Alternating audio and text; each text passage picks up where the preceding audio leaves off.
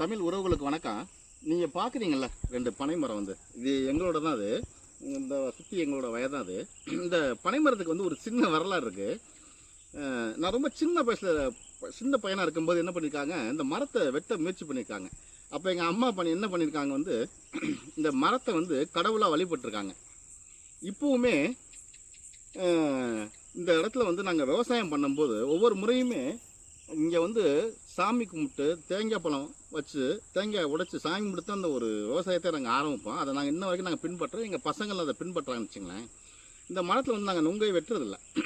ஏன்னா இது பார்த்தீங்களா, அந்த பழம் பழுத்து விழுவும் பார்த்தீங்களா, அந்த விதைகளை எடுத்து நானே எங்கள் அம்மா என்ன பண்ணுவோம், பக்கத்தில் ஒரு பெரிய குளம் இருக்குது, அந்த குளத்தில் கொண்டு விதையை நட்டுருவோம். அதோட பயனெல்லாம் எல்லாருக்குமே உங்களுக்கு தெரிஞ்சவங்க கமெண்டில் வாங்க. முடிஞ்ச எல்லாருமே பனை மரத்தை வளருங்க. நன்றி. மீண்டும் ஒரு பதிவு.